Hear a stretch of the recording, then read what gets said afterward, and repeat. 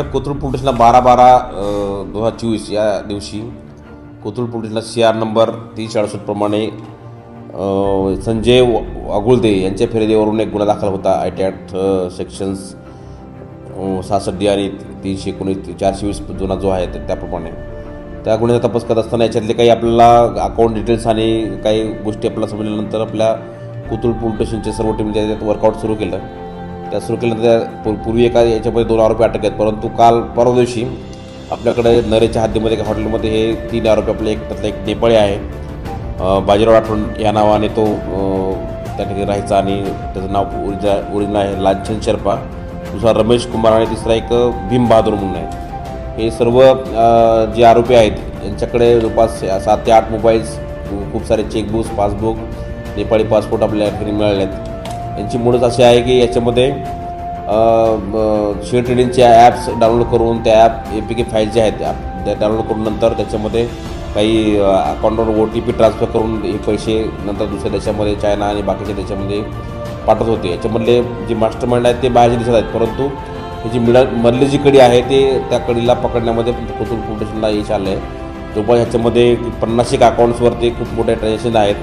जवळपास आतापर्यंत आपल्याकडे 10 ते 12 कोटीचे ह्या जे आहेत अकाउंट्स आहेत जे ट्रान्झॅक्शन आपल्याला मिळून आलेले आहेत. हे जे अकाउंट्स आहेत होल्डर्स आहेत ते वेगवेगळ्या राज्यामध्ये वेगवेगळ्या ठिकाणी हे अकाउंट होल्डर्स आहेत. तर याच्यामध्ये ही मधली एक कडी आपल्याला तोडण्यामध्ये कोथरूड पोलीसला यश मिळालेलं आहे.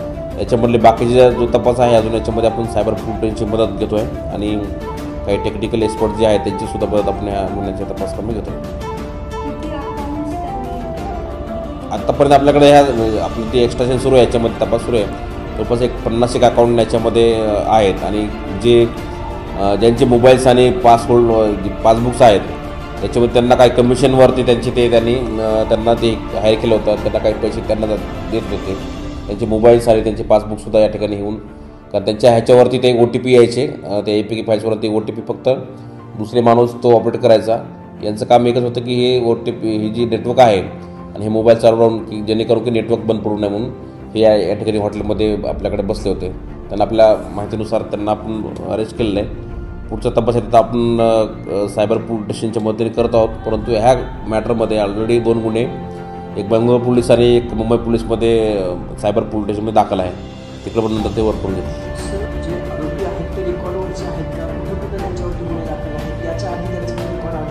आता ह्याच्यामध्ये 2 गुन्हे ऑलरेडी आपल्याकडे दाखल आहेत. एक बेंगलोर सिटी आणि नंतर west region cyber police station Mumbai या ठिकाणी ते गुन्हे दाखल आहेत आणि आपल्याकडे कोथरूड पोलीस स्टेशनला.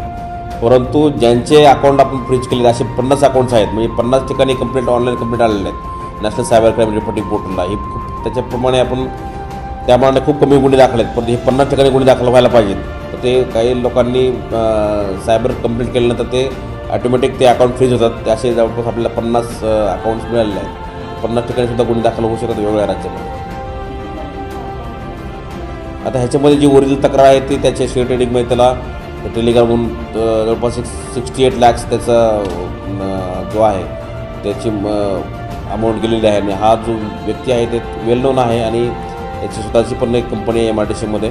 तर अशा व्यक्तीची या ठिकाणी फसवणूक झालेली आहे आणि अशा प्रकारचे कुठल्याही जे APK फाईल असतील किंवा टेलिग्रामवरून कुठल्याही नागरिकांनी याच्यामध्ये बळी न पडता पूर्ण गोष्टीची शहानिशा केल्यानंतरच ह्या गोष्टी कराव्यात, जेणेकरून भविष्यातला होणारा जो लॉस आहे, आर्थिक लॉस, मेंटल हॅरॅसमेंट ह्या गोष्टी टाळता येऊ शकतील. बरोबर, शेअर मार्केटमध्येच गुंतवणुकीसाठी फोन यायचे आणि यांना माहीत नाही की आता हे लोक जे आहेत बदले यांना कमिशन काय मिळत होतं, परंतु जे मेन यातला पैसा आहे तो बाहेरच्या कंट्रीमध्ये पण जातो आणि याच्यामध्ये मनी लॉन्ड्रिंगचा सुद्धा प्रकार होऊ शकतो. इथले पैसे बाहेरच्या देशामध्ये जाऊन दुसरा, तिसरा, चौथा व्यक्ती कोणी तो ऑपरेट करत आहे. आमची व्हिडिओ बातमी आवडल्यास लाईक, शेअर आणि समांतर चॅनलला सबस्क्राईब करायला विसरू नका.